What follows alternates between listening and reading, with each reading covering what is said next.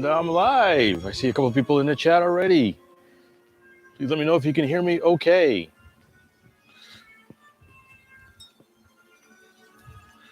I'll wait a couple seconds.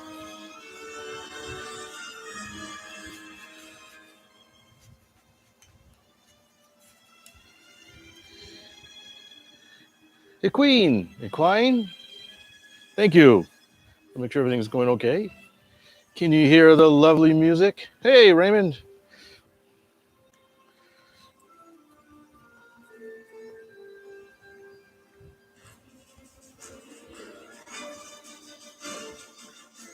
Give a few minutes for people to jump in before I get started.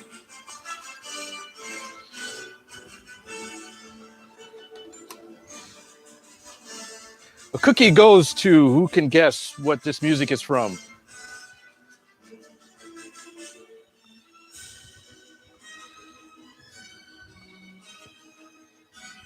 Actually, I got to turn it off before I get a copyright strike. That's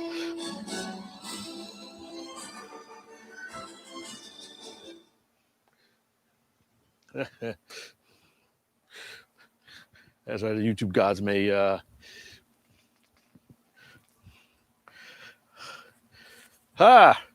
There's some good guesses, but you guys are wrong. It is not the Next Generation. The Next Generation stole it from Star Trek The Motion Picture. That is from the Motion Picture soundtrack. I actually understand there's a slight difference between the Motion Picture and the Next Generation, something to do with, I think, the tempo or beat or something like that. I don't know. I'm not a musician. But yeah, good guess. I mean, it was stolen, but Spaceballs. Yeah, it was Spaceballs. Hey guys, I see people popping in. Okay, Gypsy, Michael, and Venice Beach Sports Network. Well, that's not something I expected to pop in. Hey, Pilot Jerry, how's it going? Let's see, Bruno, Gypsy. Hi guys, thanks for coming in. This is a. Perhaps you want to see that I'm actually here. See, I do exist. This is I don't know, kind of a last second thing. I had something on the workbench. I said, I need to get started on this. And I thought, wait, maybe I'll make it a live stream. See if anybody's interested in kind of tagging along with me as I work on something. So I thought, well, we'll see if it catches anybody's interest or not, or people can come in and out. Sort of a nice Saturday evening here in the central time zone of the United States. The weather is okay. It's getting a little warm here in Texas, but it's not too bad. I'm in the garage workshop. You can see all the junk in the back. Though I've actually been trying to organize my workshop a bit. So I've been spending here and there a couple of days organizing things, getting things organized and cleaned up. And so I have a kit on the bench that I'm going to start building. And of course, since I've started organizing, I'm probably going to not find a few things I need, but I think I'm okay to get started. I've got a little AC unit is on and the fan's blowing in my face. And I am, I guess, kind of ready to start. I kind of looked over instructions before. Oh, yeah. Yeah. Raymond just reminded me. So if you were in my last live stream, it was bad. It was a calamity of errors. I don't even know if that's good English, but I had a lot of problems with my Wi-Fi and digitizing and turning myself into a humanized Minecraft impersonation or something like that. So in the meantime, I actually went out and bought a Wi-Fi extender, a range extender, a nice little unit that plugs into the wall and hooks up to my Wi-Fi and boosts the signal. So hopefully we won't have that problem this time. Let me know how I look. I should look okay. It looks like I got a nice strong Wi-Fi signal. So hopefully no interruptions, no Minecrafting, no digitizing. It should all be nice and clean.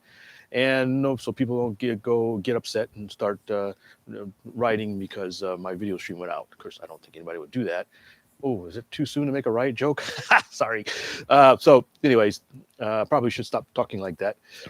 I see some people jumping in. Hey, everybody, thanks for joining me. I know this was kind of a really last second decision on my part to do a live stream. So I thought, it isn't. I'll just go down the chat, say, guys, I see a bunch of new faces and old. Yeah. So some of the people were on the last live stream. Hopefully, no more like Rusty Buttpie says, Fitz Headroom, Max Headroom. Remember that show? I never really liked that show. It was a Max Headroom TV show for a short period of time, and it was weird. Maybe because I was just too young when it came out and I didn't get it, but it was a thing for a while. If you don't know Max Headroom, look it up. I'm sure it's on YouTube some point. Now I'm curious. Maybe I have to go see if the show's out there or something. I had a relatively famous actor in it as Max Headroom. Let's see what we have here before I get started. So somebody said Star Trek: The Motion Picture and Space Dock. And that was not Space Dock. That was just the main theme of the movie. Let's see. HobbyView just picked up a Turnitin Spitfire, Turnitin Marine Spitfire, Supermarine Spitfire, complete and a state. All right, sounds good, Robert. Get that thing flying. Spitfires generally fly pretty good, as long as you're careful with the CG. Sometimes they can be a little tricky with the CG, but otherwise they're nice flying planes. Good. Look sharp. Let's see. Hey, got somebody from Alberta, Canada. Hey, greetings from north, the Great White North. I've never been to Alberta. I've been to other places in Canada, but as I mentioned before, I always had a good time when I visited Canada. It's neat. I've been to the French part, and it's weird to drive. I drive up through, what was it, New Hampshire? Or no, that was Vermont. Up through Vermont, and suddenly everybody's speaking French. Like, what, huh? And, and my French is terrible. I know au revoir, bonjour, merci beaucoup. I know enough to know that I'm an idiot. Let's see. What's your video the first time live stream? Hey, Virgin Beach. Yes, this is a live stream. Now, my live stream is a little bit different than this is not produced. This is just me fumbling through life in the workshop on a live stream. But some people said they kind of like the live stream. It's sort of more relaxing. It's not edited. It's just me doing stuff. Sometimes things go bad. Sometimes things go good. But hopefully it might be kind of interesting enough for those along. This is sort of, if you're in the workshop yourself, just kind of listen along. I just thought I'd chat with some people. I've had kind of a rough week. I won't get into details, but sometimes life just kicks you in the gonads, and you're like, God, why do I even try? But it's okay. I'll be okay. It's not life-threatening or anything like that. Just one of those many things in life that kind of pisses you off for a little while, and then you'll get over it and one day laugh at it. So I really appreciate you guys joining in. I see a bunch of people joining in. Wow. Let's see. So I keep getting distracted by the chat here. I'll look at it real quick and then I'll get started. Landing gear on the stream. We're safe. Yeah, no lights either. Jermaine, Gypsy, Picard was the best captain. We won't discuss that. Let's see. Raymond. Really? Rachel graduates? Holy wow. A friend of mine in the chat here is his daughter's graduating high school. Holy mother. Man. Wow. I remember when she was just that little big-headed baby in the stroller. Now she's all grown up and graduating. Well, congratulations. I could tell her congratulations. That's fantastic. I really wish her well. I heard you told me she's going off to college, so tell her she's going to have a lot of fun in college. It'll blow high school away. That's fantastic. Good to hear that. Send me some pictures, Raymond. Custom Spitfire miniature. Oh! I thought that's what it said. I was like, wait, am I reading this right? So miniature print, a Char custom Spitfire, red with Xeonic symbols. Yes, I'm a miniature printer. I'm actually a very big Gundam fan, so I know exactly what you're saying, and that sounds fantastic. If you do that, send me a picture, like put on my Facebook page or something. I would love that. A red Comet Spitfire with Char's symbols on it. And this is getting really geeky. If you don't know Gundam, the original Gundam, you're probably like, what the hell you're talking about? Hey guys, let's see. The deal, yeah. Hey, from Australia. This is quite a few times I get people from Australia. Duke, good to see you, Duke. Michael. Yeah, these live streams are more fun than protesting.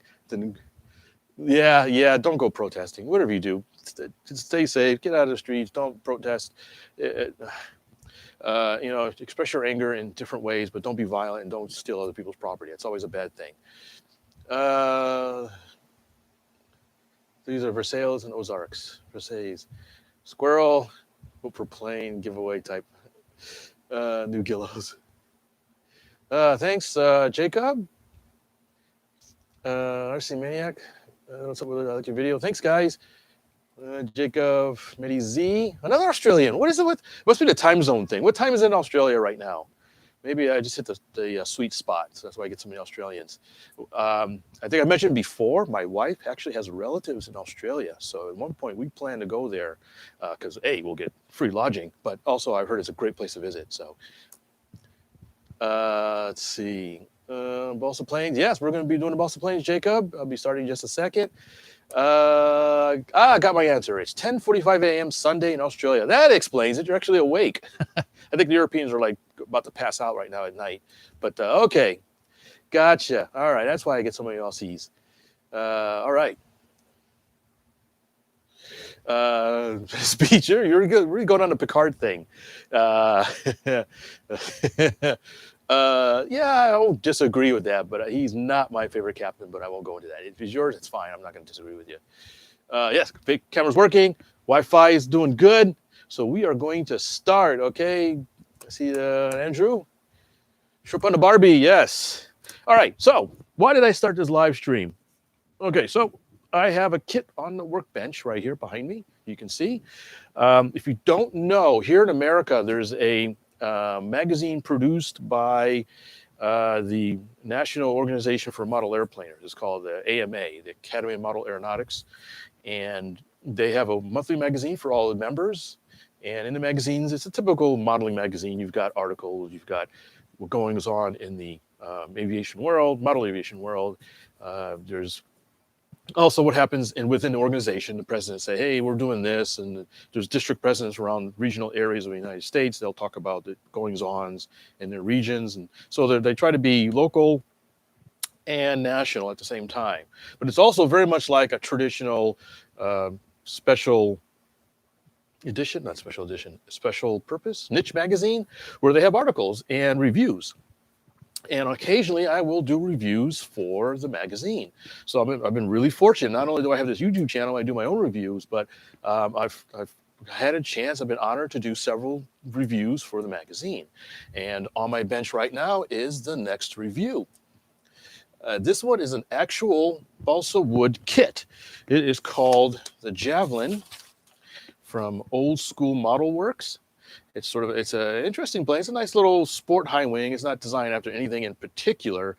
I talked to the designer and he says he just wanted a kind of a sportish high wing sport plane that would look nice, be kind of aerobatic and fast, but also slow down really well, easy to build, kind of something you'd see back in the 80s maybe as just a nice sport plane to fly. This one is designed for 20 to 40 size glow engines, if I remember correctly. It's got a 60-inch wingspan.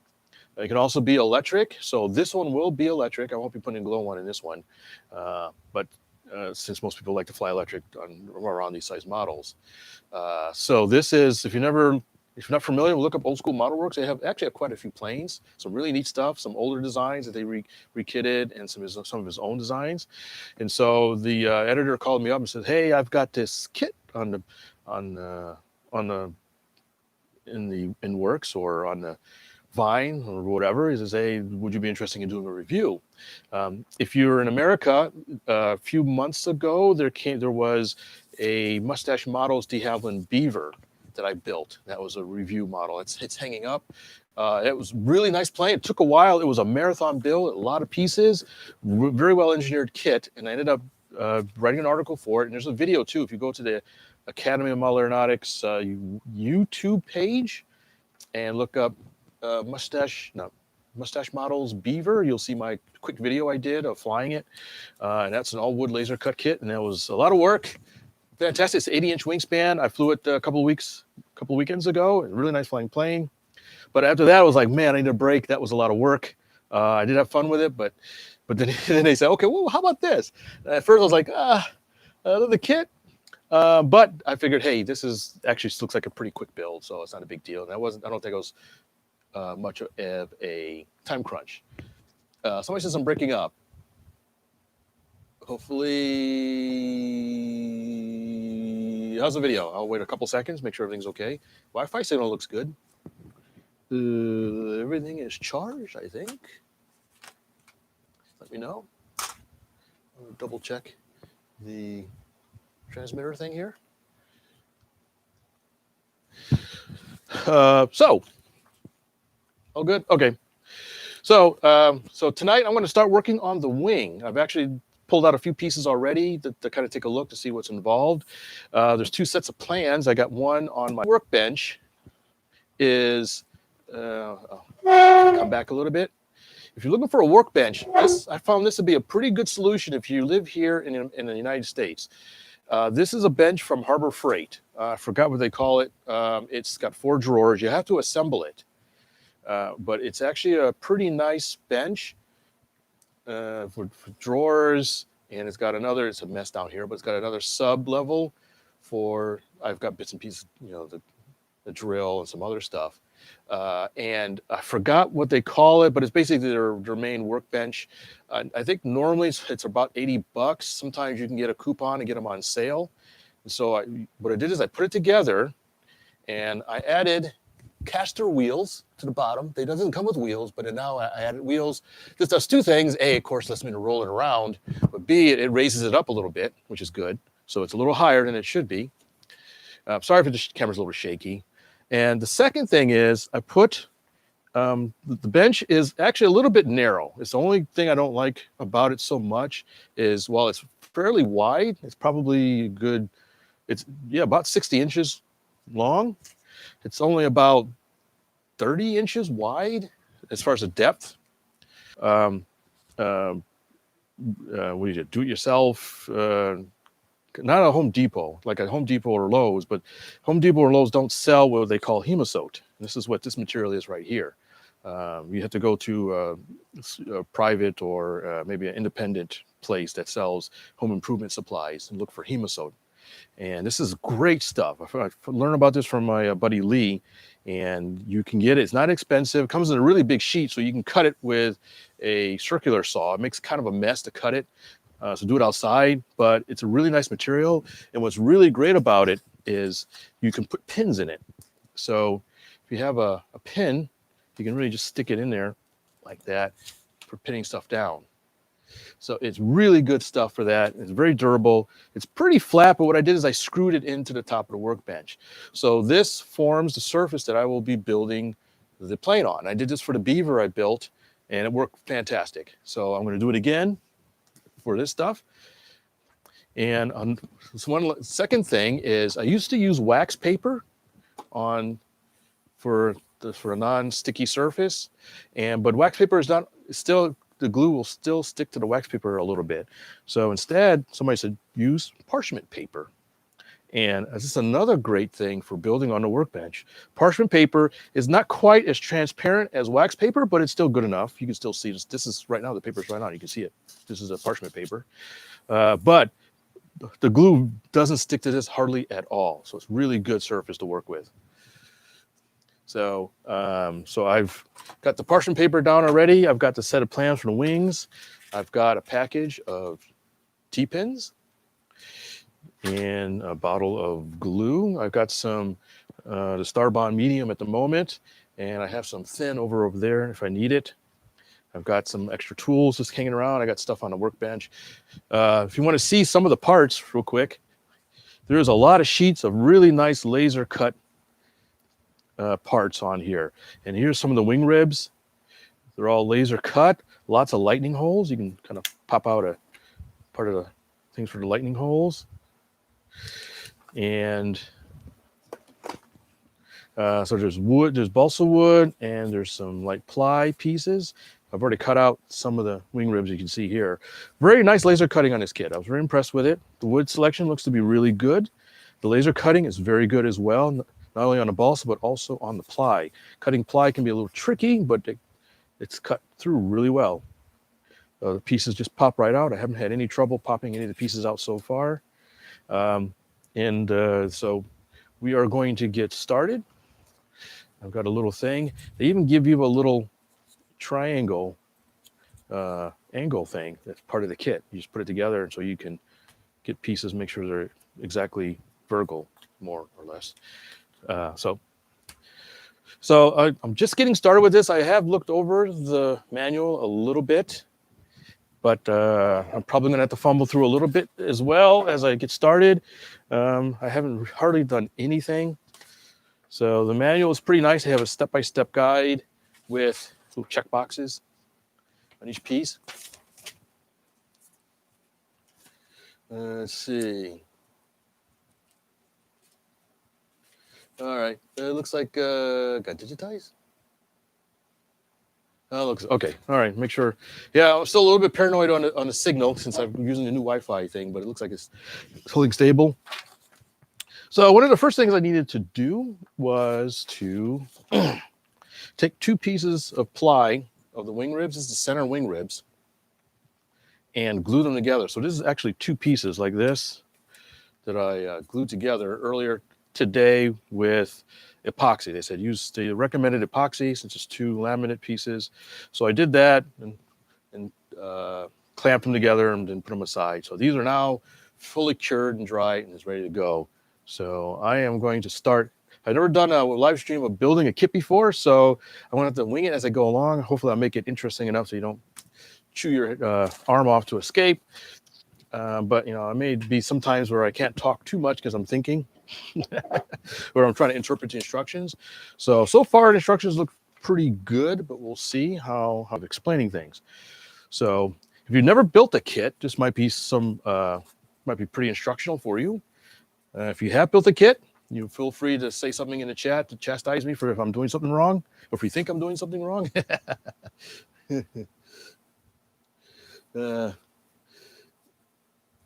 Let's see. All right, so I'll just look at the chat room. So Flycam DFW, yeah, 60-inch 4-drawer hardwood workbench, $149. That's probably the regular price, but these you can always find sales for. I'm sure I paid less than that for it.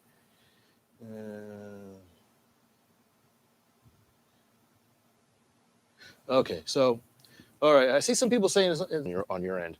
All right, so let's get started. I blabbed on enough. So nice paper. So the first thing they recommended I do was put down is actually cut to length 2 basswood spars. The first thing I noticed when I looked at the instructions, so they want you to build the wing upside down. So he says on step 2, tear off a length of wax paper. No, 3 basswood strips. Be sure on property. Okay, alignment spar is critical. Measure to length and cut. All right, so they want us to cut the basswood strips to length. This wing is built in 1 piece. It's not a 2-piece wing. So obviously the spar is not long enough. They don't make really 60-inch basswood spars. So what we're going to do is we're going to take 2 pieces of basswood. And this is the one part instructions weren't terribly clear, but usually what you do is we'll just butt joint them. Hopefully you can see this well enough. I don't have a zoom on this, so we'll have to make do what I can. So we'll butt. First thing is there's a center line here, and here is the tip. So what I'm going to do is, let's see if I can grab a pen or something. I'm going to mark. So make sure this is on the center, and then I make sure I'm over the plans. That helps. And I'll make a mark. Not entirely clear where this should end, the way it's drawn. So I want to make it a little bit longer. I can always cut it down to size later. So I'll make a little mark here. Make sure, double check.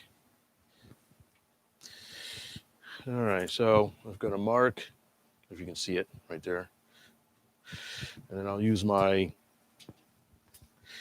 meter saw box here. So I've got a little meter saw thing. This is a great little meter box. Oops, can you see it? Hard for me to see where the camera's looking at.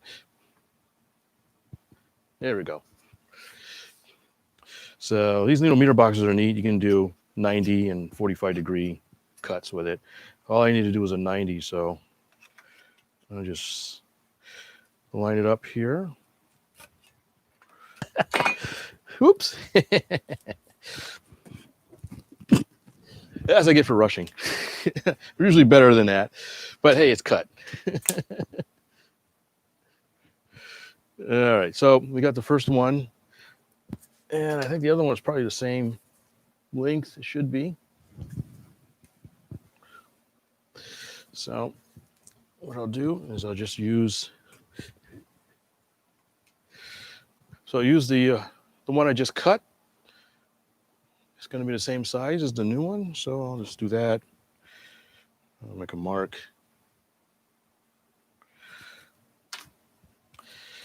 All right, and I'll cut this one again too. See if I can do that without messing up the plans again like I did last time. Much better. Okay, so push me just a little higher. There we go.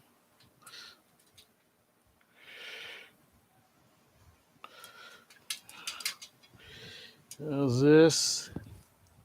Okay, so we've got 2 pieces of sticks, the right size.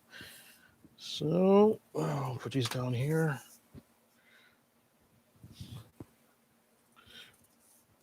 A good butt joint. There we go.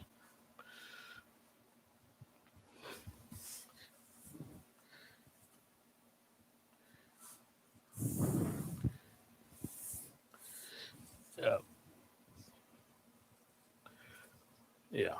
It's interesting. You'll see there's a notch right there for the spar to go in.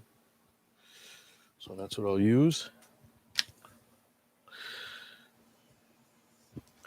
But I will, if I can find my weights.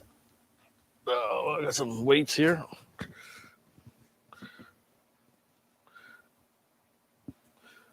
Actually, here's my other weights. There they are. I got these blocks that machinists use off of eBay. These make pretty good weights as well.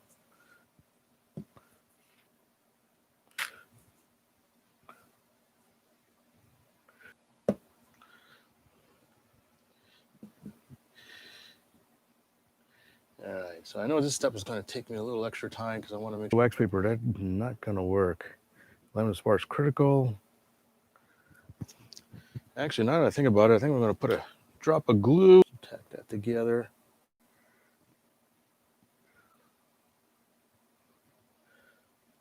There we go.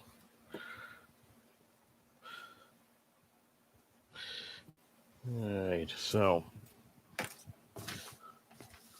instructions say. It's funny when you start building, your table starts getting messy with all kinds of stuff. Got some lead weights. A friend of mine's father poured these. He gave me some extra weights out of just lead. I think he used, what did he use for lead? The stuff they put tire weights, maybe? I don't remember, but they're just homemade weights. Yeah, let's see, one assembly. All right, so we want to take the piece that I just made. Yeah, I just want to make sure I follow the instructions. Cause problems with fitting. Okay, I did that already. Once ours is secured, make sure it's time to glue in position. Piece of fully inserted spar so it rests on the board. Also make sure the piece is vertical. All right, so I want to put this piece. This is the plywood center. We're going to stick this in the middle like that. We're going to use their little triangle thing to make sure everything stays vertical. Stick it there. All right, let me get something. Get some kicker. All right, this is the sausage making here. So I'm going to line it up with the lines here. This is the center. It is correct to be upside down, double checking the picture. Yep.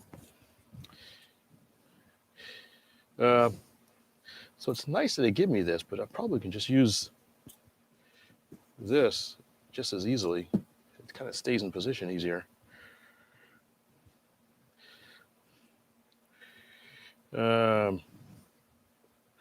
So probably one thing I'll talk about probably in the article is how this is a really nice touch, but it is very light for certain cases. It's probably a little better to have something of more substantial weight. And so it's there. We are able to glue it very easily. So everything's lined up. And let's line it lined up. I'm going to give it just a shot of kicker.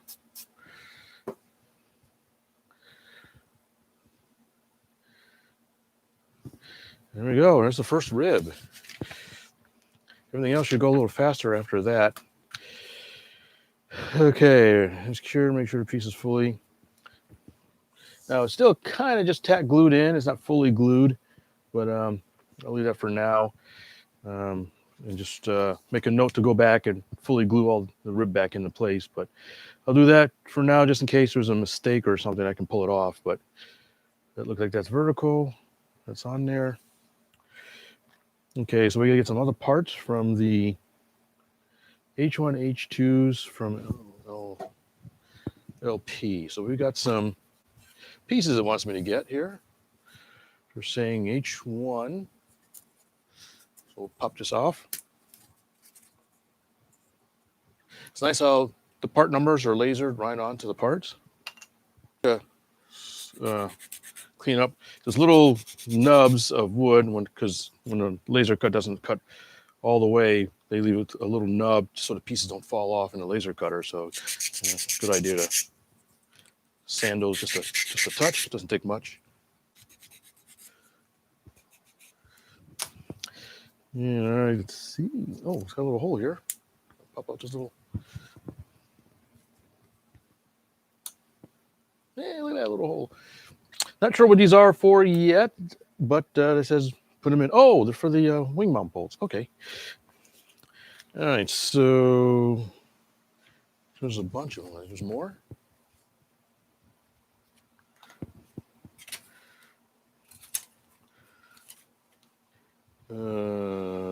Yeah, there's more. Look at that, H1, H2. There's another sheet.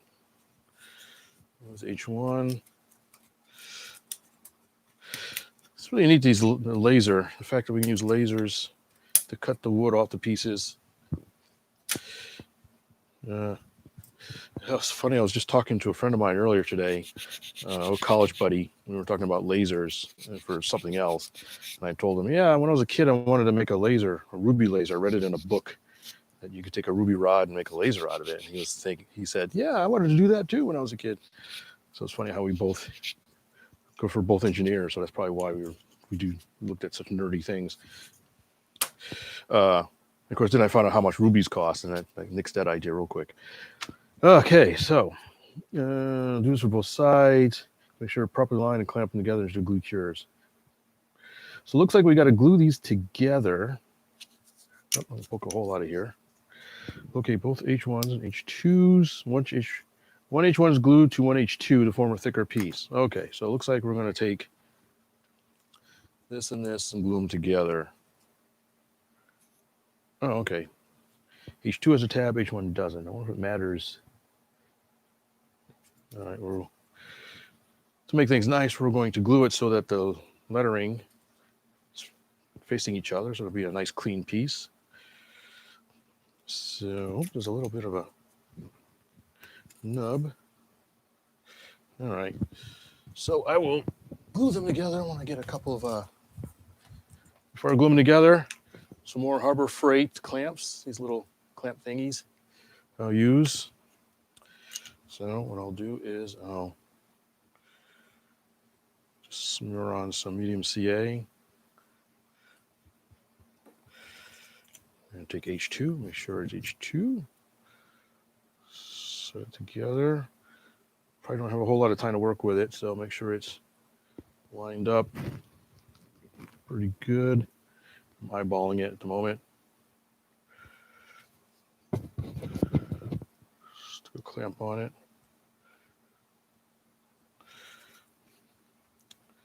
Another clamp on it.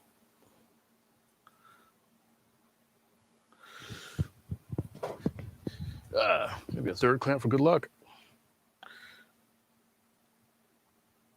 All right, it's not going to take long to dry. It's CA. And do the same thing for the other one.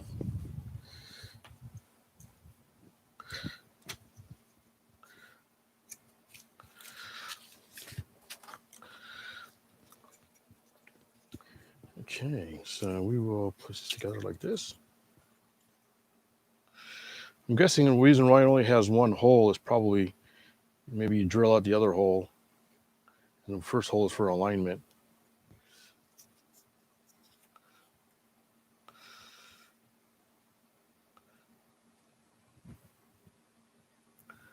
Okay, sure. Ah, dang it. Try this again. Feel, kind of used by feel. It doesn't have to be super perfect, but my OCD is. There we go. All right. All right, so put those aside and see what the next step are. Locate R3 ribs from the balsa sheet. Both R3. I already had cut these out earlier because I was playing with them. So here's two. These are balsa instead of the ply from before. So looks like we're going to start adding ribs on the wings to go out. This got one of the things I like about this kit is got a nice double tapered wing. Really nice looking wing design they have to it. Kind of a real sporty look to it. It's not just a Hershey bar. So I started one I glued first. How about this one?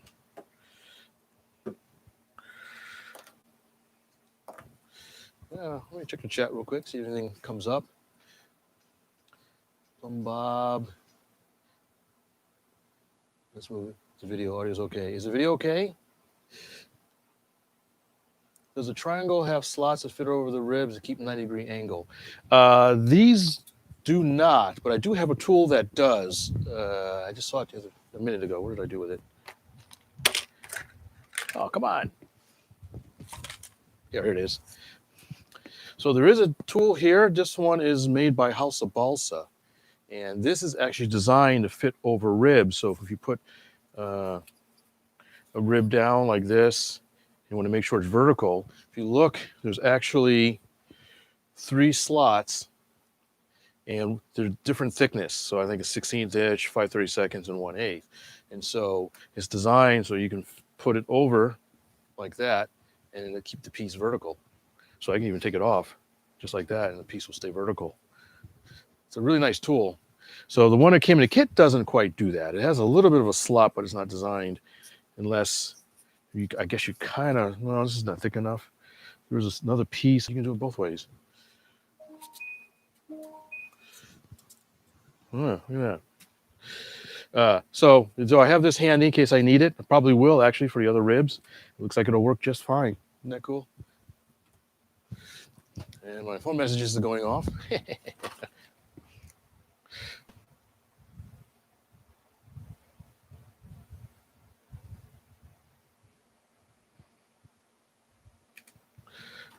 Okay. So, look a quick check here during the build. Hey, Tony. Hey, Tony. Good to see you in here. Let's see. Those clamps. Yeah, those clamps are pretty cool. Like I said, I got them here. If you're in America, Harbor Freight. If you're I know Harbor Freight's kind of regional. We might find them at some of the home improvement stores. I got these. I don't remember where I got these. I got a bunch of these. I actually like these a little bit better in some ways. They seem to have a stronger spring to them versus these. But I think these have a wider grip. And they have these little flip out plastic pieces. So they both are good for different uses.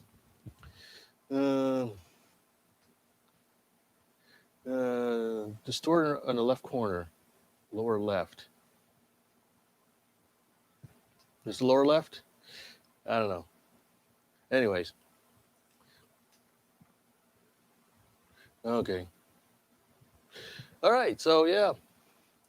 Miniature pointer here, the Gundam. Yeah, it's good that some people get the Easter eggs in some of my ending music. Okay, so let's put some ribs in this thing here. All right, so they want us to take R3. So this is in a way, this is glued now, so it's not going anywhere.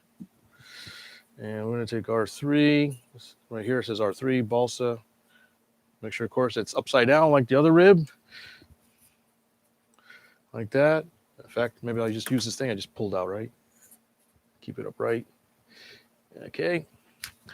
R3. So look at R3, BP1, H2 assemblies for the previous step. This piece here, pre-cut into the aft of the R1 and R3 are rectangular holes. I see them right here. The tabs these fit to help align them. Note that when installed properly, you will not be able to see the pre-cut hole as it will be facing towards the build surface. Okay. So we'll take this piece. We will stick it in here. Stick this piece in there like that. And that looks like it. So I see this piece, the tail's moving around a little bit. I'm going to, I think, use a T-pin or two to keep it just where I want it. There we go. It's springing a little bit. All right. So I need to do anything else before I glue it? Glue H1, H2 assembly into R1. Then glue R3 into position, making sure H2 tab inserted into R3, and R3 is a perfect 90 degrees to the plans. I'll do the same thing for the other side of the wing. Okay, so we will glue this in. Again, I'll use medium CA. In fact, maybe what I like to do is I'll put a little drop here first, glue that into position. There we go. I'll put a little bit here. It's a little fidgety, but we'll get in there for a second.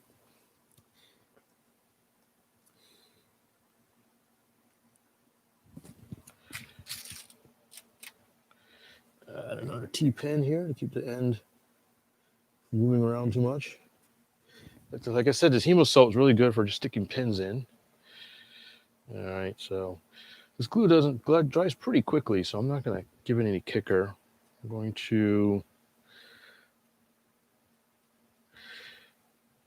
glue this piece in.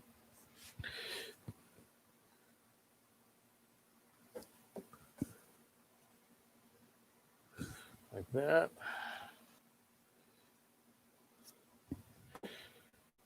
All right, so that's in.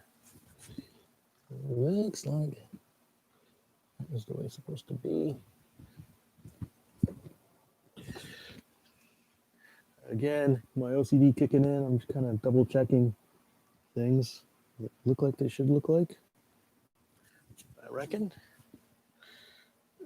Double check the instructions. Not quite sure. Oh, wait a minute. Oh, I might have put this in wrong. Oh, yes, I did. Oh. Pay attention. Oh, good thing I didn't kick it. Looking at the instructions, there's 2 tabs, and I used the wrong tab. I was actually, I don't know if you can see that. I had placed it too far back. See? OCD to the rescue. Although I did break this piece a little bit here. Let me put that back together.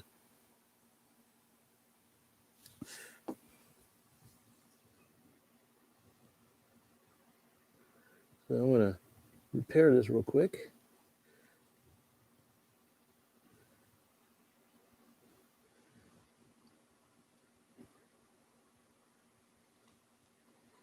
Come on, get in there. Let it set up for a second.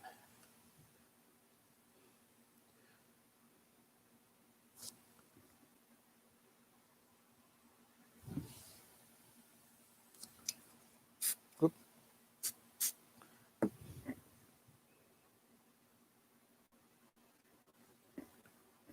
I want to take this off.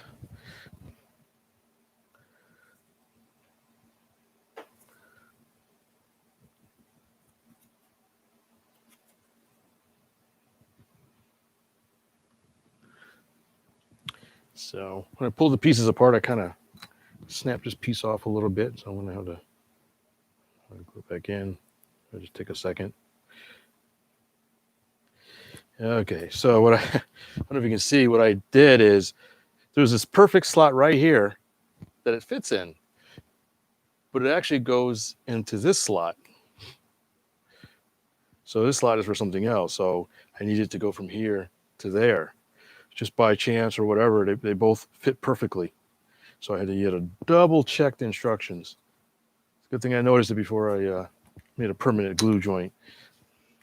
All right, so let's try this again. So this goes down. We'll put this in here like that.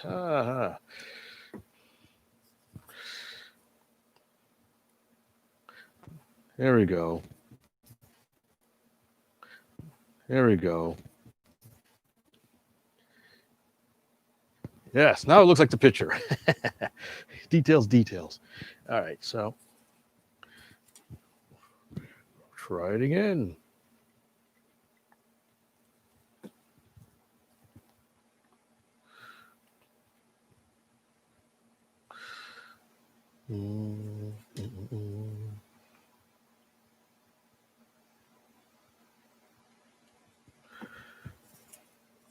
Make sure this is upside down.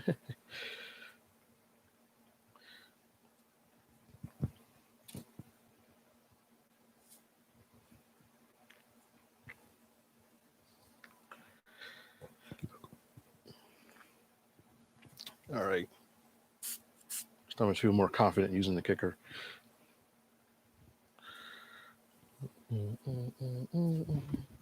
Oh, I want to pull up a chair. All right, so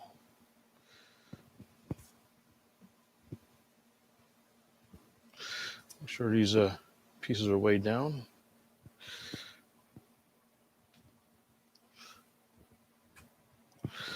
While I'm thinking of it, I'm going to cross pin some of these.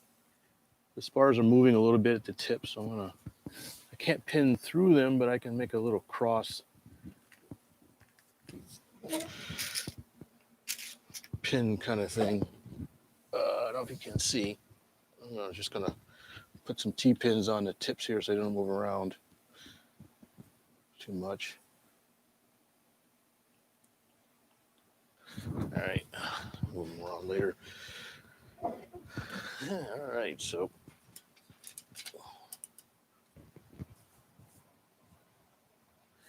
let's see. Hey, Lee, I see you're in the chat. Yeah, live debugging. Yeah, Ezekiel, yeah.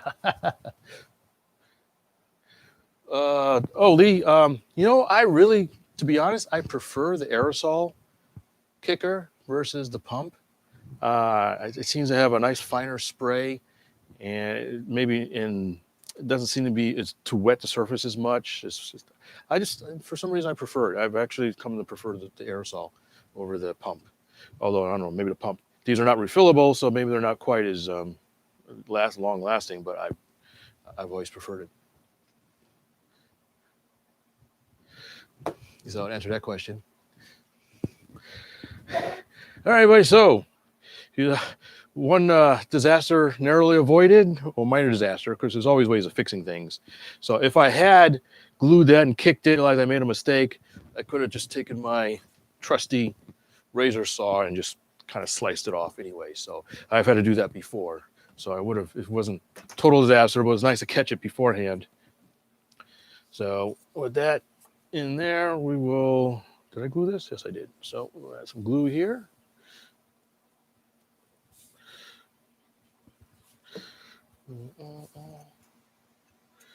That, give it a little kick.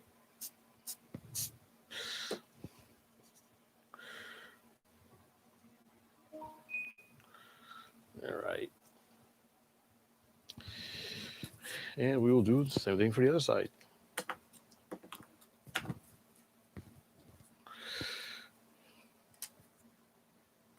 One thing I didn't do in the other ones was kind of make sure, yeah, they look good.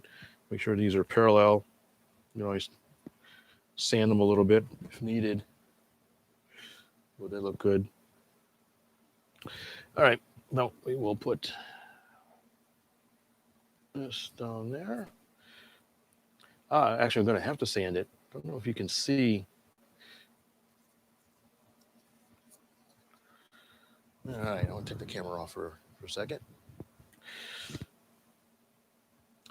So when I put this piece in, it doesn't quite go in all the way. See, it kind of bumps. See, there's a gap right there. This is all the way in. I'm pushing it, and it won't go in any further. So what I'm going to do is just grab some sanding block and just sand it down a little bit.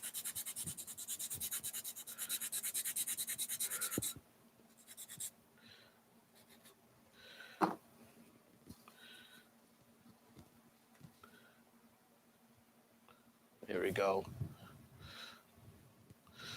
And so now it'll go in all the way.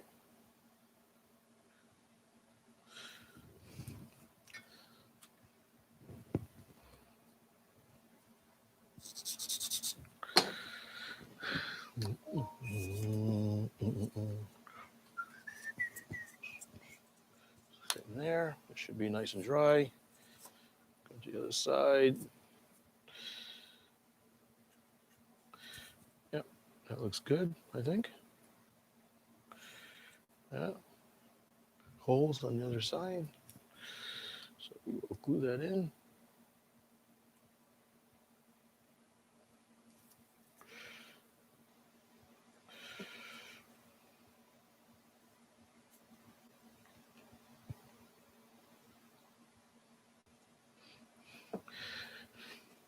I just had a thought about how back in the old days, how they had to, there was no super glue like this. They had to use alphatic glue or some other type of glue that took days to dry. So building a wing like this, you had to probably just pin everything down, glue it, and then walk away for a couple days.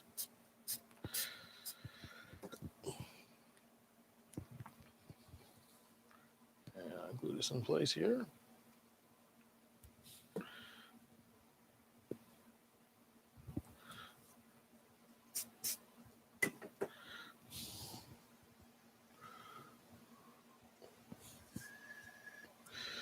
Of course, the key to a good glue joint is make sure it's tight as possible. A nice tight joint before you put glue will also make sure you have a nice joint. Look at that, very nice. So people could use for this. Of course, I could use this as well. And that, but since I already have these, I think I got a couple of these because I always liked them so much. Don't know if House of Balsam makes them anymore. I hope they do. But I've go check them out. All right, so all that for 3 ribs. Nobody says it's going to be fast. Okay, now I'll do the other side. So we got the centerpiece done. This is done. It's in there. Got that. That looks good. You'll need 2 H3s. There's more? Where do these go? Oh, they go on top of the. Oh, interesting. Okay, so next we need 2 H3s from ply 1. So I'm going to take these pieces here. Pop these out here. Just 1 H3. 2 H3.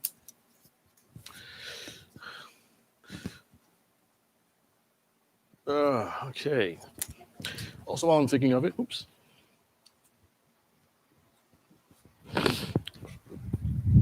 I have a notepad, and so sometimes I'll take a second to make a note of something. Give me a second.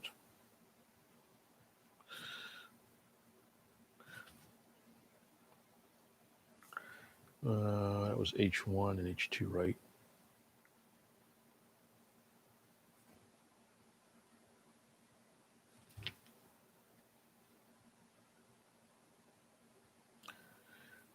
Okay. Okay, so they have some other little niblets we got to glue in. So you'll need 2 H3s. We got 2 H3s. P1 and 4 H4s. What are the H4? Oh, okay. So we've got these little niblet things called H4s. Poke these out here. Hopefully I won't lose them. Come on, get out of there. There we go.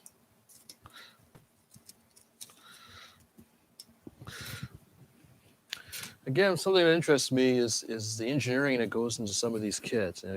Different designers have different philosophies, different ways of doing things.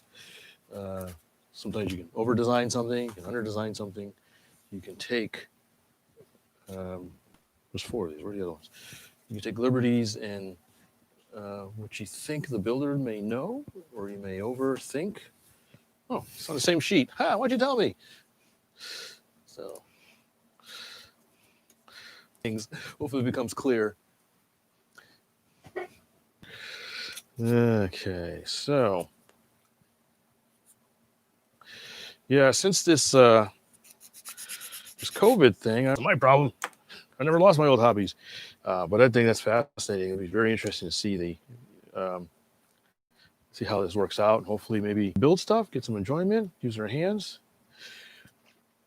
Fully insert the holes. Okay, so I got to put these little thingies in here, like that. I'm guessing.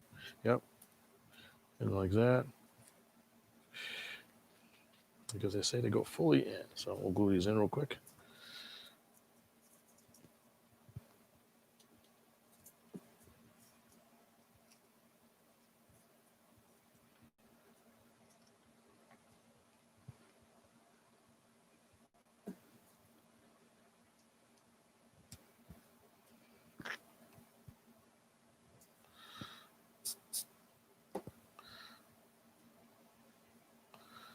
All right. Oh, damn it.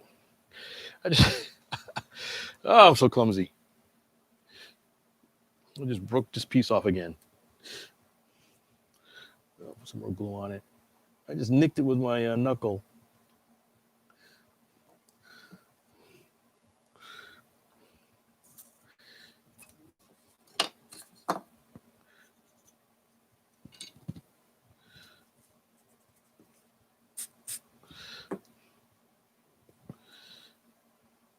There you go. I am a very clumsy person. I'm always dropping something, nicking something, bumping something. All right, so I'll put these pieces in too.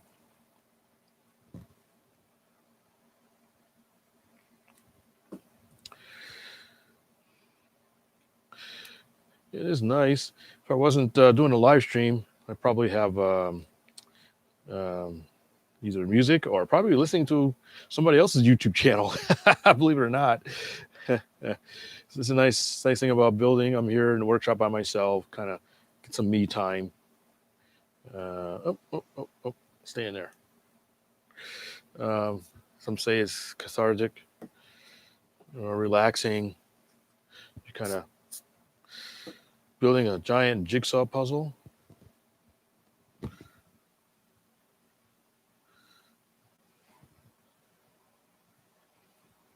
Let's see. I see there's people in the chat there. Hey, I still got some people. Everybody hasn't left. I'm amazed. You guys still sticking with me. Thank you. Appreciate it. I know this is slow. I know this is probably going to be pretty slow, but I thought maybe just to see the kind of interest people would get in seeing me build a kit. So now that these are glued in, what are they doing with these things?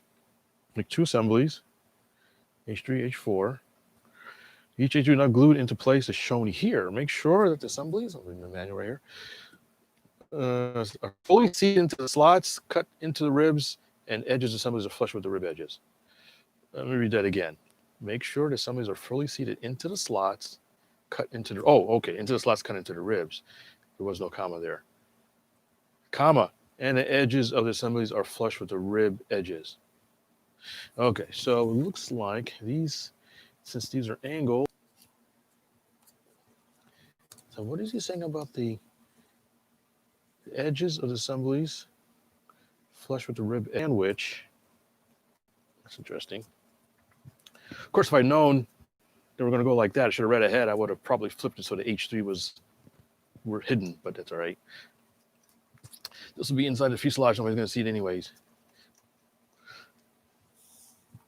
Looks like I got the same problem with the tabs. These tabs are a little bit long.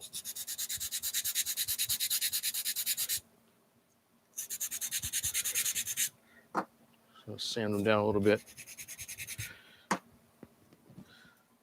There we go. All right, so it looks like these angle pieces cut down to there. So we'll do a dry fit, see if that makes sense. That seems to make sense. It matches the angle of there's this one, but it's pretty interesting. All right, so I think that looks good. Okay, we'll glue this in. I think that's what they want. So we'll just put some glue on some of the pieces.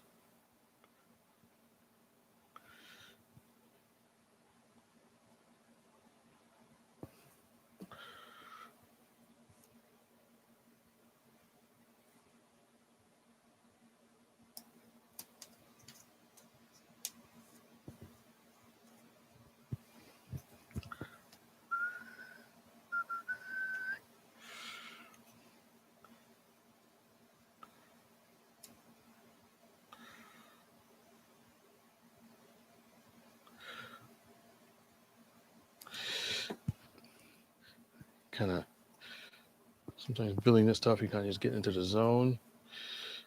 All right, is that right? Ah, piece stuck to my finger. Stop that.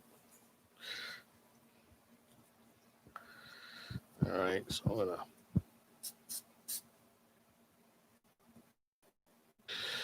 add a little bit of glue to the edges here.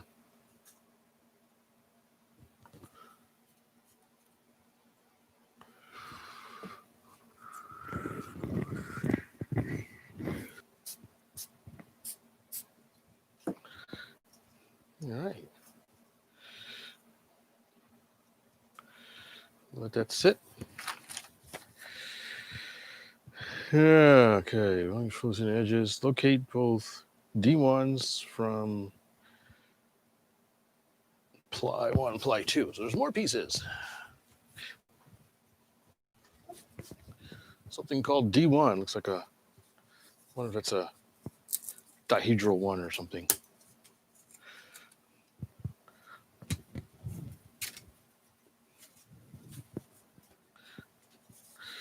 It's interesting. So far, I've been mostly using ply pieces, not any. See a little piece when you pull it off the sheet. So I'm just gonna sand that down a little bit. May or may not need to do that, but it's there. I have the sandpaper. These are glued together to make a thicker. We're going to be using epoxy. I'm not going to use epoxy. It's just a recommendation anyways. These are getting the slots. Okay, so we're going to take, it goes in the front. Okay, so we're going to laminate these two pieces together. We can either do it with epoxy or CA, but I'm just going to use medium CA and then clamp them together. I think I'll just do that. Yeah, so, and it looks like when I'm done, they'll go right over here. Here. Okay. So it looks like a reinforcing structure. Make sure that I can get it in there.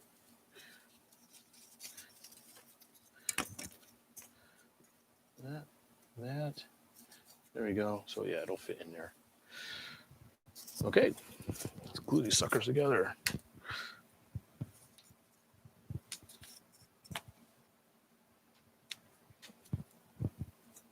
I can do that. Yeah.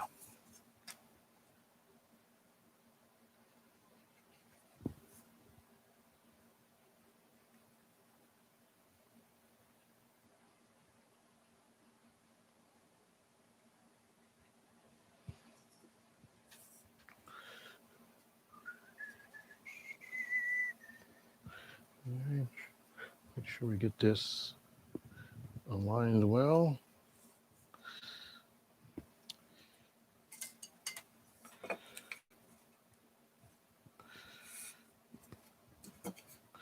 Just use this piece of metal here to make sure things are lined straight. Probably should use thick CA, actually. I have some in the freezer. I just thought of it after I glued it. But medium is okay. I have a quick eye on this, so we're good. Thick would have given me a few more moments longer to put it together, but that's good. So we'll sit that for a minute. Well, look at the instructions. Actually, while that's curing, let me check the chat, see if I'm missing anything. Gypsy, laser cutting is only as good as input measurements. True. Tony, okay, so Tony says HOB, House of Balsa still makes these little tab thingies. That's good. So check House of Balsa or your local hobby shop.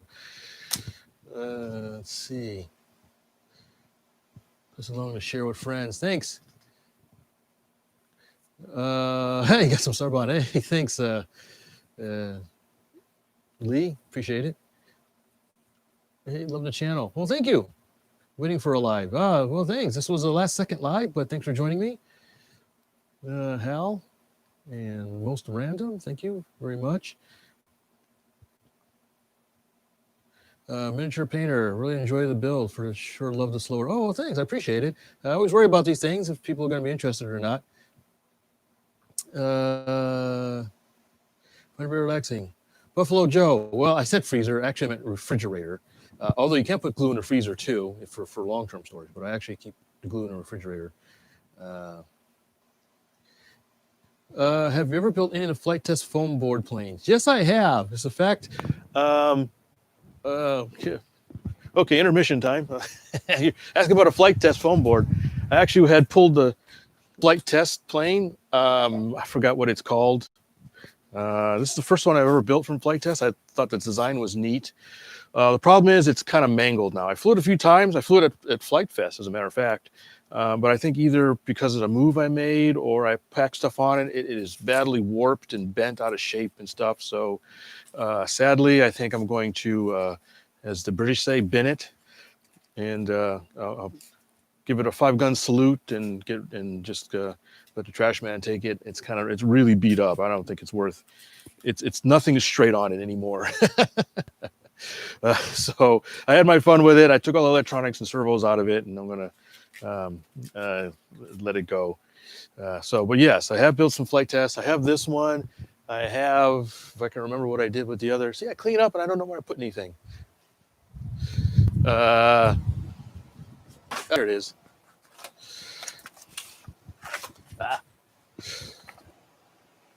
Oh, jeez. Always something. I have their Long Easy.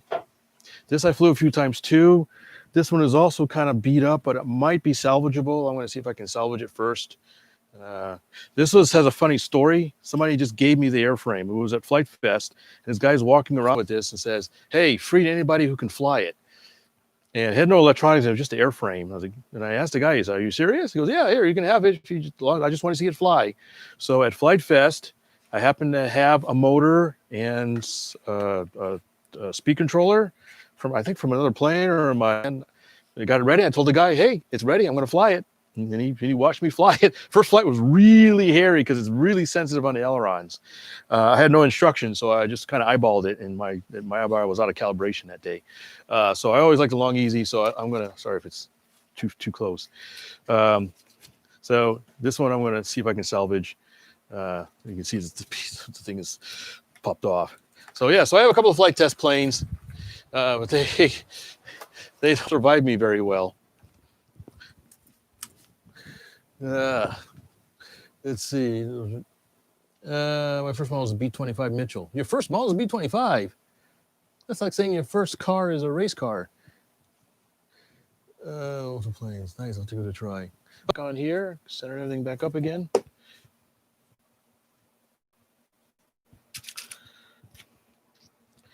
I'm going to put some more pins, kind of keep everything If you're wondering how I'm pinning the spar, I guess I didn't show you closely. All I'm doing is, there, I'll put it over here. It's just crossing the pins. Since it's basswood, you don't want to stick your pin right through the wood. It'll slit it. So I'm just crossing them over and then kind of friction fitting them down. So we've got this nice durable spar thing. Once the glue is cured, just time the glue in place. Test it first, make sure it slots from the glue. Yeah, free from glue. Yeah, I did that. D1 is touching the spar along its entire length. I'm satisfied. Remove the D1. Okay, so so I got to take these pins out. I just stuck in there. And I'll stick them out here.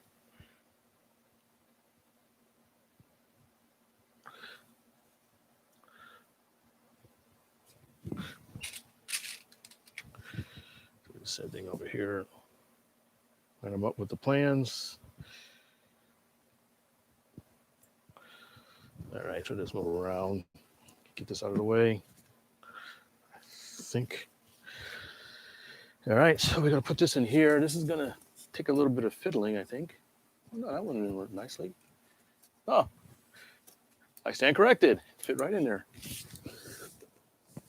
All right, so they're saying I need to make sure that it touches the spar. If you're curious. So when I push it down, it doesn't quite touch. There's a little bit of glue right there in the corner. I had a pen. Where did it go? Pen walked away. There it is. So when I glued it with CA, I put a little bit of glue right in the corner, and it's kind of causing, I think I saw the same thing over here. You can probably see. So easily fixed, just noticing it. So what I will do is this. I could chip away at the glue here, but I don't think I'll do that. I think instead I will just take the sander and just bevel these edges a little bit like that to make it a little bevel.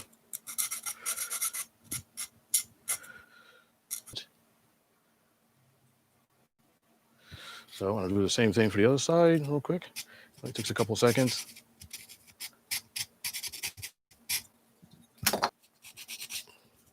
Yeah. So it's not going to hurt anything to chamfer these. There's no strength that's gained. Okay, so there we go. That's good. Very good. So this is down. And so I think we can glue that in place. And then glue this in place. Jeez. Okay, let's see. So move.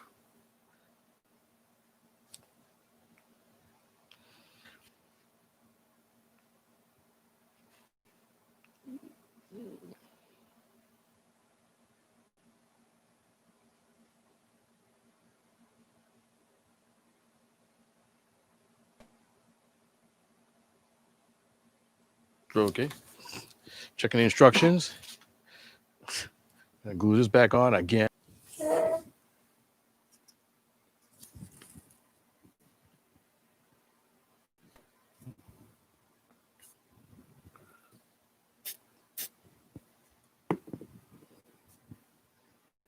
Two, three, four, five. All right. So they want us to epoxy that down. Just fit first, making sure all the slots are free.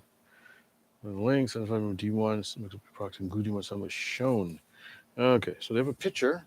They're saying glue that down.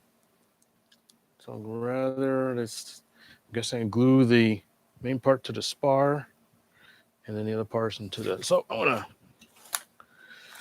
grab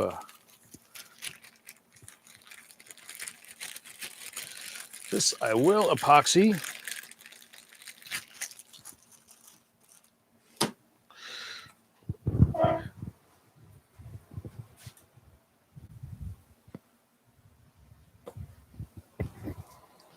What do I have here?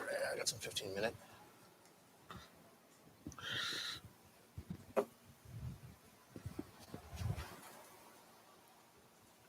some mixing sticks. And the black.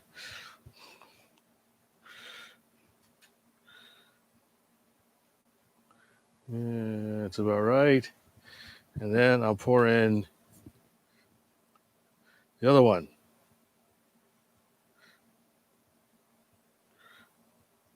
And that looks about right. There you go. There's my highly scientific method of mixing two-part epoxy. That looks about right. Does me wonder for years.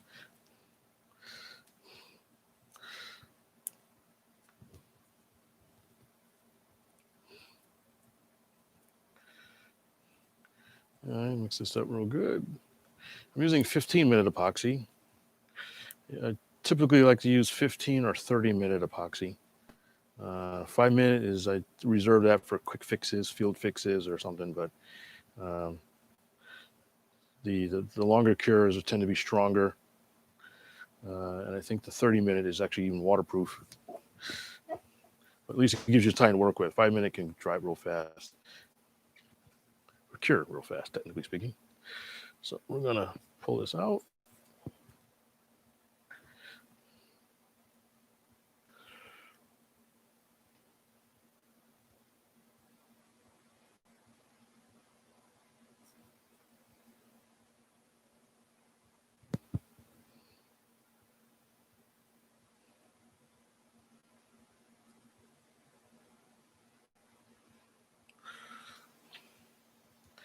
That was somewhere, I don't know, it was a swap meet or something, and somebody was selling these epoxy mixing sticks. So I got like 1,000 of them or something.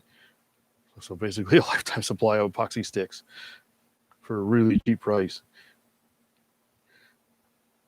Not that they're expensive, but it was nice to get them. Really good price. So that'll go like that, right? Yep.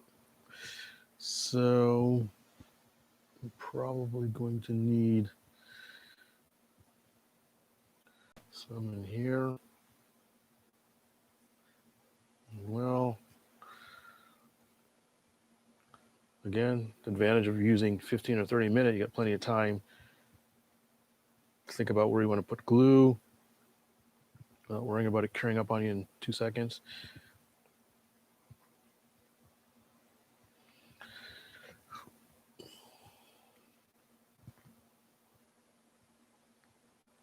So I can sort of predict where the wood pieces are going to go and apply glue in those spots.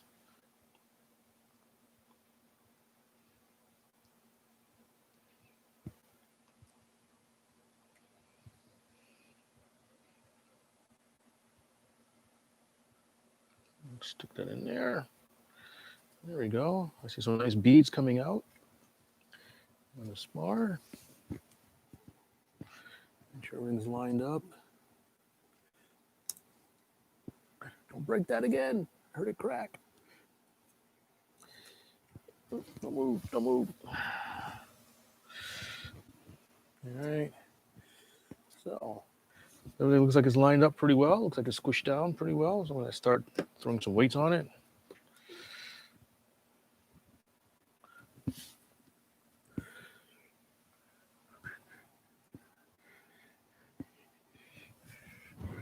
I think I have more weight somewhere.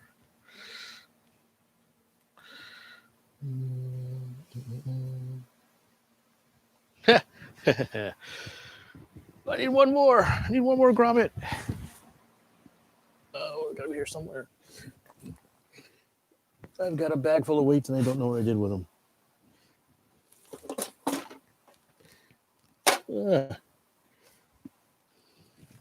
See, this is what happens when you clean up. You can't find anything.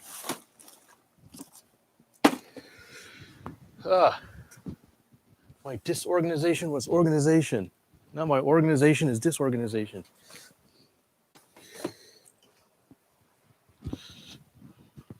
I'm gonna do something in here. Yeah. Oh, well, son of a mother.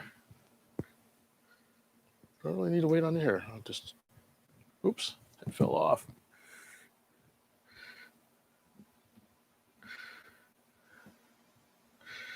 There. There. Don't really need to wait on that anyway, so. Yes, I normally talk to myself when I'm working.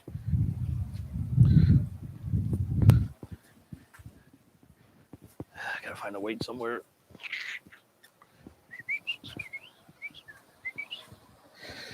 Yeah, listen to me wander aimlessly around the workshop looking for extra weight.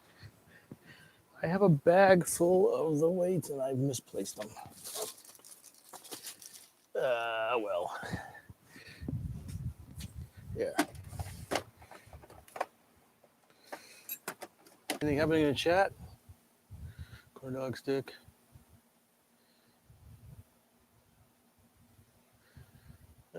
So since I use epoxy, it's probably not a whole lot I can do more at this point. So let it dry.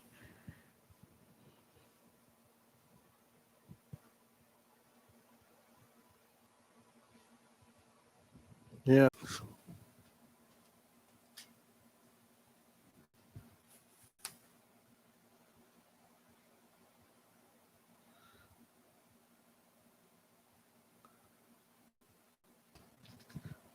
Well, I didn't lose anybody.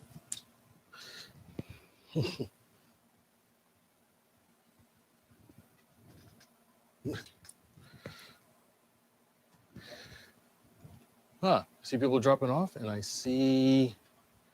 Yeah.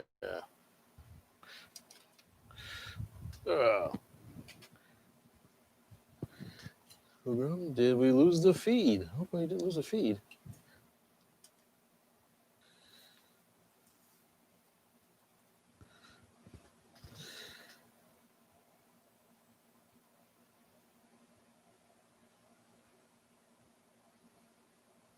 Did we lose the feed?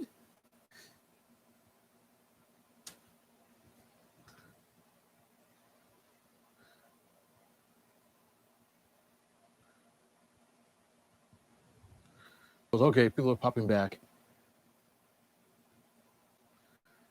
Something froze. Sorry if it did.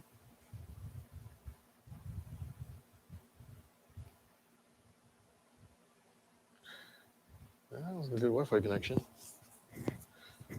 Popping on and off a little bit.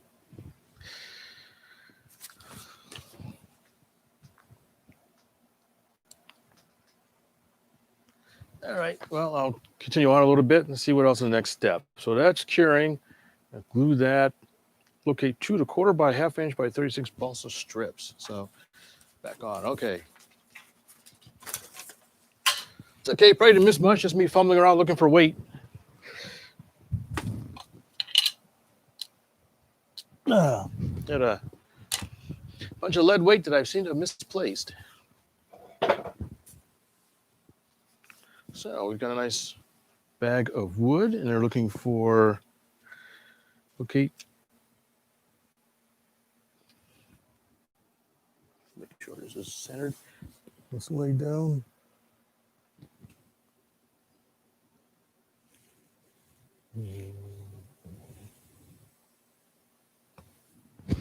Okay, so look at strips of 1/4 by 1/2 inch.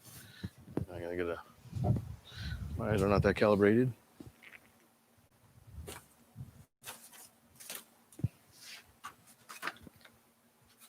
Mm-hmm. 1/4 by 1/2 inch. Balsa. That looks about 1/4, 1/2 inch by 1/4, and it's just 2 of them.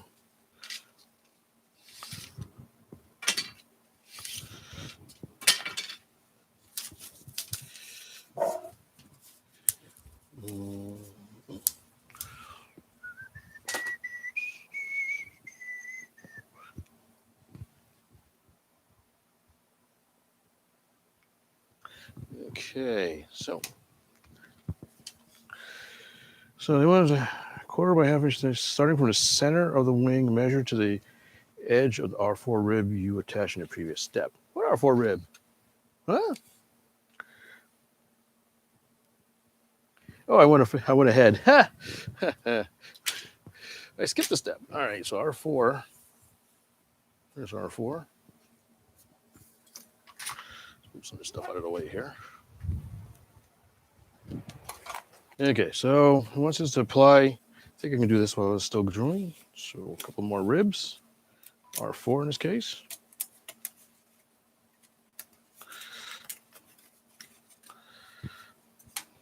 And all the little holes. I don't know why, but I've been keeping the holes.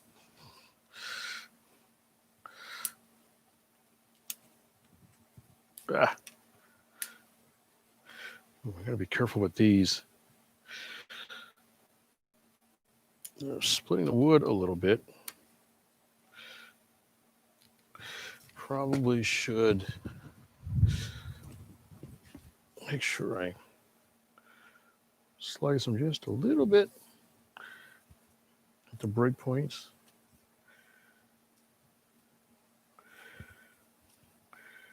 Probably because these pieces of wood are so thick. These are 1/8 inch thick. There we go. It should come out a little easier now. Yep.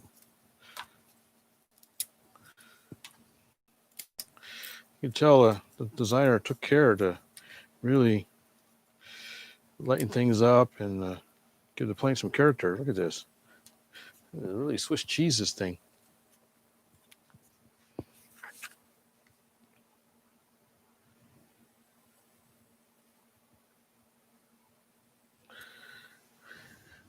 Do need to check how dry this is. We may have to let it cure some more. I want to take a poke at it. Yeah, it's still drying.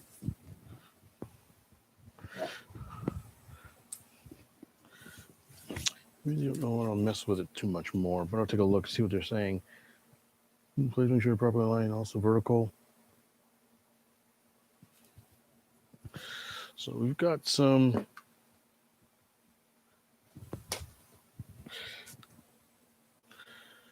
So just to glue this down. Okay, and glued in place. Make sure they're properly. Yes, sir. Ooh, glue this in. R4, right? R4, R4. Like that.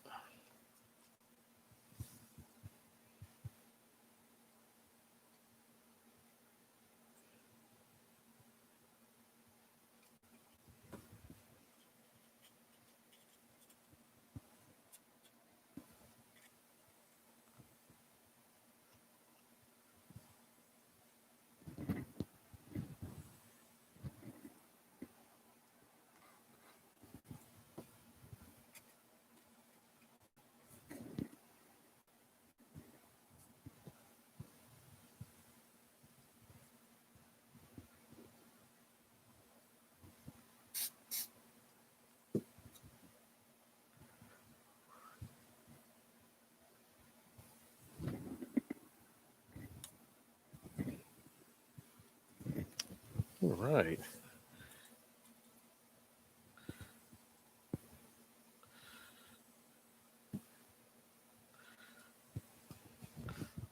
And R4. All right.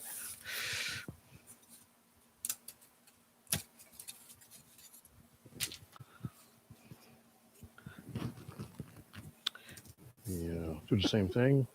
Kind of pre-cut the. Just put a little epoxy on the plans. Now they're sticking to my fingers. Yeah.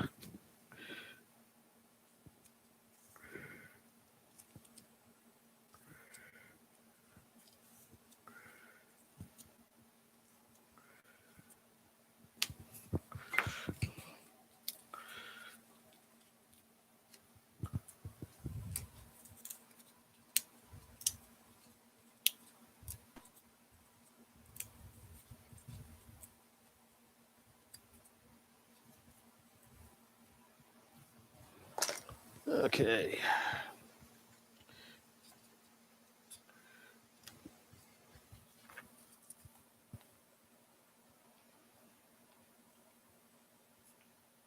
Ooh, get in there. Oop, oop, oop. Upside down. A little angle thingy.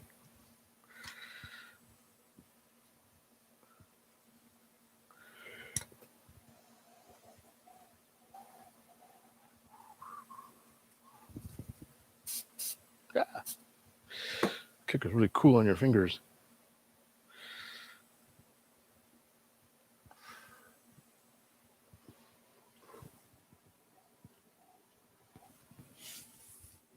Oh, some more glue.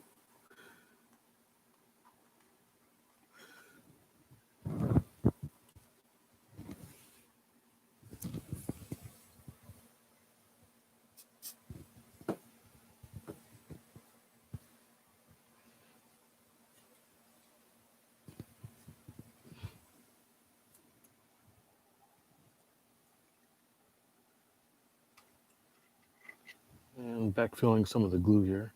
Oops.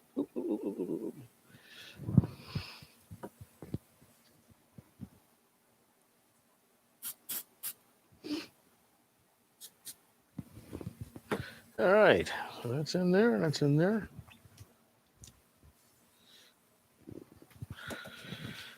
All right, if you're just joining us, or if you've been here for a while, I didn't see the beginning. I'm building an old school Javelin. I'm starting to work on the wing. This will be a future article in Model Aviation Magazine.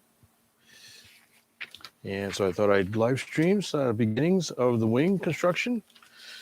If you want more information on a kit, you can go to oldschoolmodelworks.com. They've got several different kits and stuff up there. So I've been working on the center section.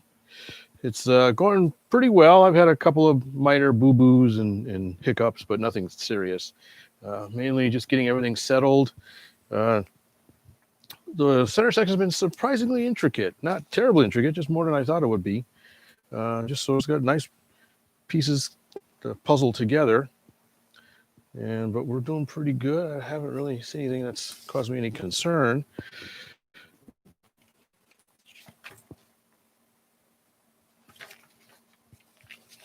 So just kind of epoxy this in. It's kind of letting that sit.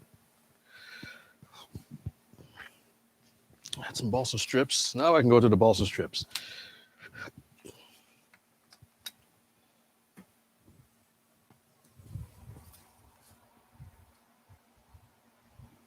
Wow.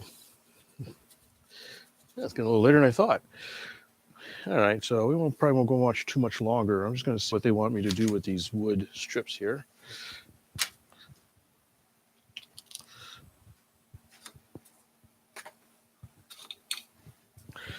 So we have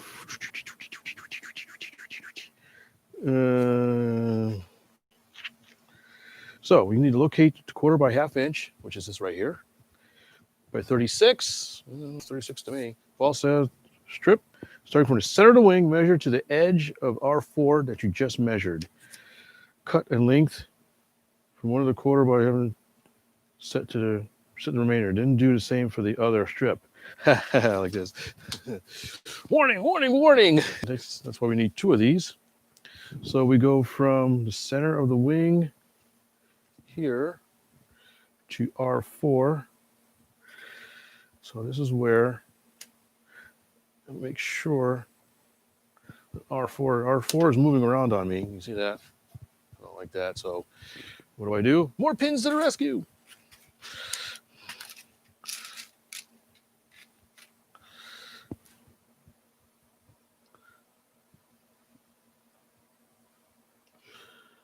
I just stick a pushed in. Oh no, let me break it. Did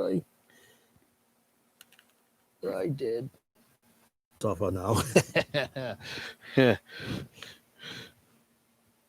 These are going to be the bane of my existence. They're breaking easily because they're right with the grain. So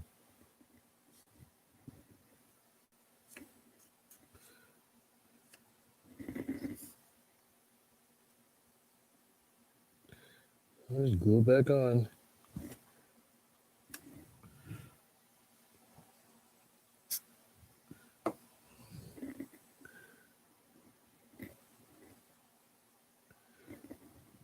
Okay, so this whole.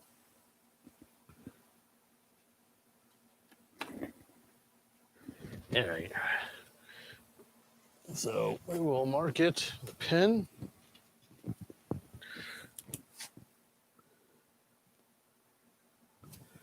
So middle of this, middle of that. I'll mark it a little long. I can always trim it down, sand it down. It's easier to sand down than to add. Actually, almost impossible to add. Okay. Trusty meter box thingy again.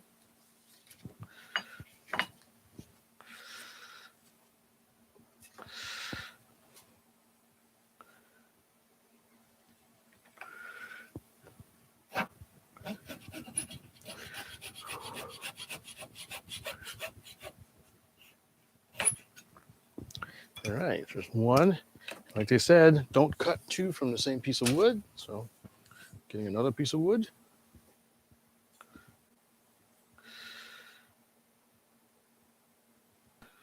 Take that, measure that, make sure this is where it should be. Also cut this 16th inch a little long.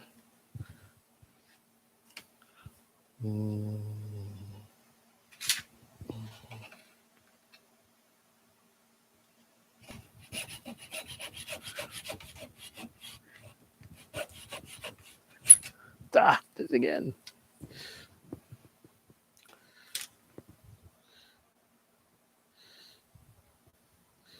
Okay. All right, so we've got two pieces, roughly the same size.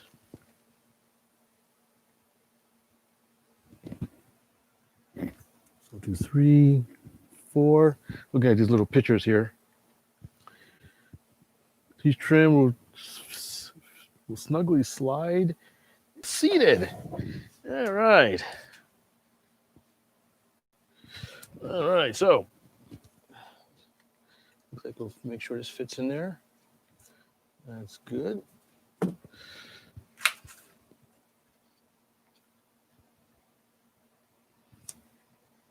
This up a little bit. So make sure these outer ribs are kind of push themselves in. So I'll make sure those are looking good.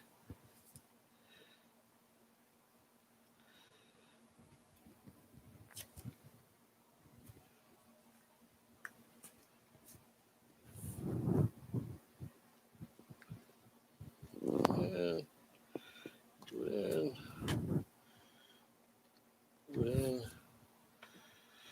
Actually.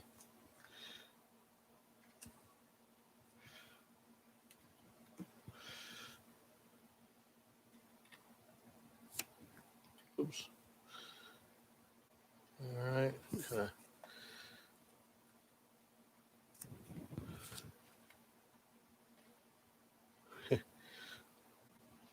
All right. Just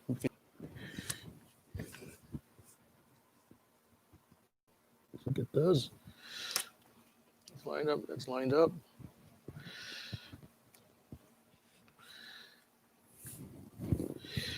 You got to helps to look at it all kinds of angles, high, low. Sometimes I'll close one eye so I don't have any parallax errors. One eye.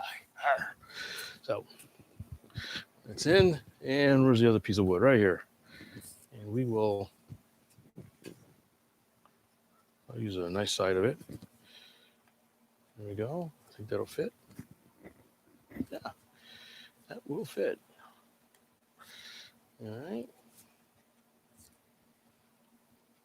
So I like this. I'm actually gluing pieces that'll fit together.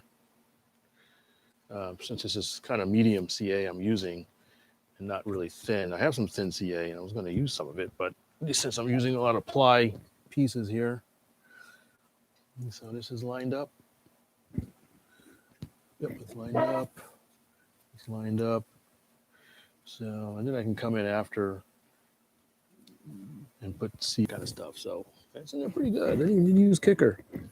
Wow. All right, so yeah, that looks pretty good. That's all centered and way down. This technically is still curing, so I'm going to leave that.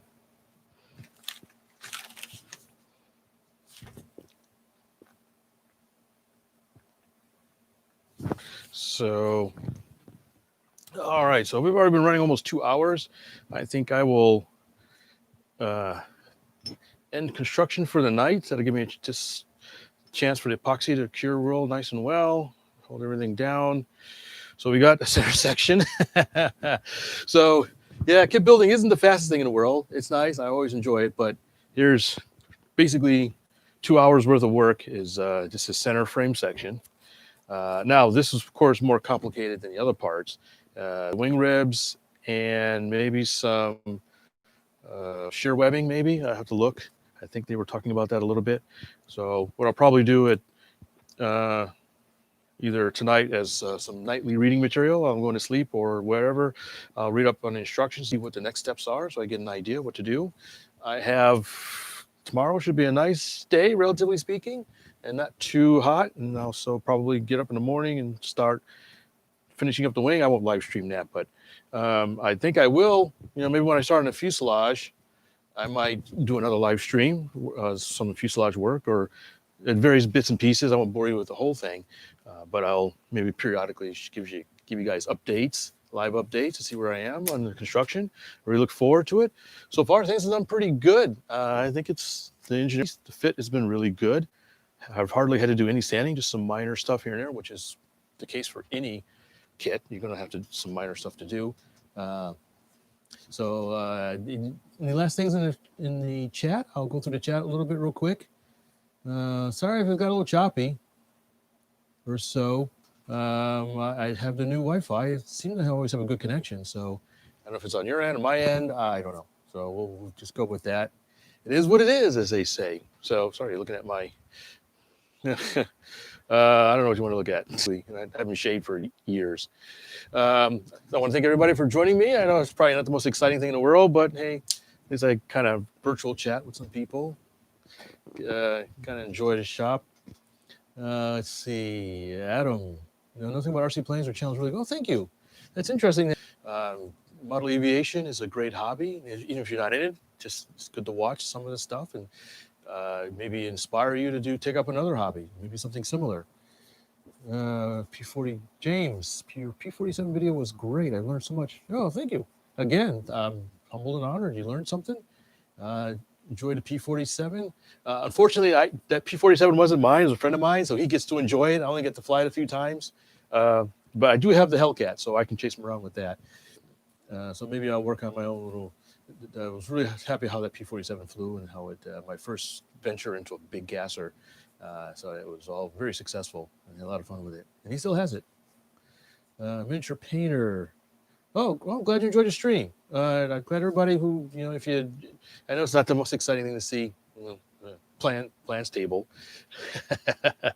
But I really, this is another part of the hobby. People sometimes lament model building the old way. Sometimes people don't have the time or the inclination, or maybe just they don't think they have the skill. You'd be surprised. It's not that hard, and be prepared to make some mistakes, but almost all mistakes are correctable. So if you ever thought of building a kit, start with something simple. This is a relatively simple plane. They even make even simpler planes as well, because if you take... when you end up with something very unique, because it's something you built and you will cover. Yeah, maybe I'll do a live stream when I start covering it too. I'll give you. I don't claim to be the most expert on covering, but covering is kind of neat to do as well. Sometimes covering can take just as long as building a plane. Let's see, Tony. Hey, Tony, thanks. Thank you for joining. You've always been great to me, and I appreciate you chiming in. You and Evelyn. I see her chime in every once in a while too. It's not gone unseen. Gone the 2 hours went by really quickly. So I probably will go get something to drink and kind of relax the rest of the night. Take a look at the manual, see what other fun stuff I'm going to have to do. It's nice that they have a PDF manual too, so I can look at that on the computer screen, even zoom in and that kind of stuff. So there's a bunch of stuff to do in the wing. We've got several pages I'm going to be on the wing until, look at the manual here, till page 8.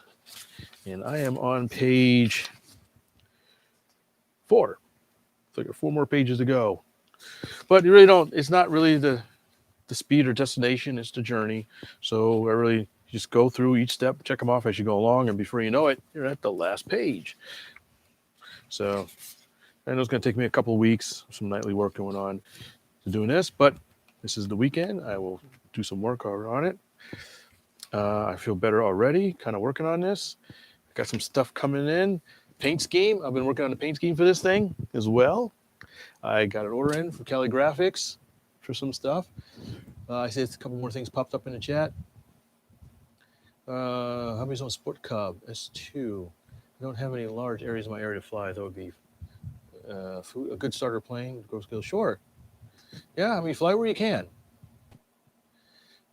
Fly where you can, whenever you can. So you always have a nice place. I've flown lots of weird places and fields, parking lots. Good stories. One time, I should have told this on the RC Roundtable. One time I bought, when I first got the first Zaggy, these were flying wings, brushed motors, round celled. I came down, I went to visit some relatives over the holiday on the table, and then I went out into their front yard, the front street, and flew it in the street between houses. This was some years ago. I flew to Zaggy, test flight, no problems. Then I went to a schoolyard and ended up losing it on the roof. We had to go find a ladder and climb up on the roof of the school to get it. But yeah, I could fly between houses in the street, no problem. But I go out to a big field, and I ended up plopping it on the roof for some reason. I don't even remember why. And Anthony, France. France is the middle of the night. Bonjour, Anthony. Thanks for watching from France. And with that, I think I will say au revoir to everybody for tonight. Have a good night. If it's a good weather tomorrow, go out and fly if you can. I flew today, so I'm probably just going to stay home tomorrow and work on this plane some more. And just kind of zone out. So everybody, have a good night and stay well. Wash your hands.